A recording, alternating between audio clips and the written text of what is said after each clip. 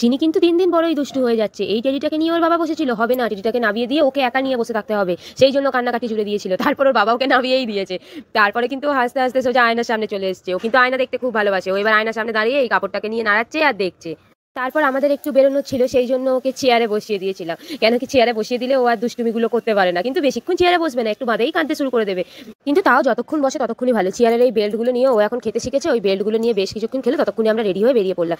গিয়েছিলাম একটা মলেতে, তো ওখানে গিয়ে এই পিগি ব্যাংকটা দেখে না আমার খুব পছন্দ হয়েছিল, কিন্তু চিনির বাবা কিনে দেয়। সানা বলছিল ওর ওয়াটার কালার করতে খুব ভালো লাগে, সেই জন্য ওর জন্য এই ওয়াটার কালারের সেটটা নিয়েছিলাম, নিয়ে ওখান থেকে বেরিয়ে যাচ্ছিলাম। কিন্তু এই গাড়িগুলো দেখো কি কিউট, ছোট ছোট। ইনস্টাগ্রাম থেকে একটা ভিডিও দেখেই গেছিলাম যে আজকে মিররের সামনে গিয়ে এই ভিডিওটা বানাতেই হবে, তো অনেকটাক্ষণ টাইম নিয়ে একটা ভিডিও বানিয়েছিলাম।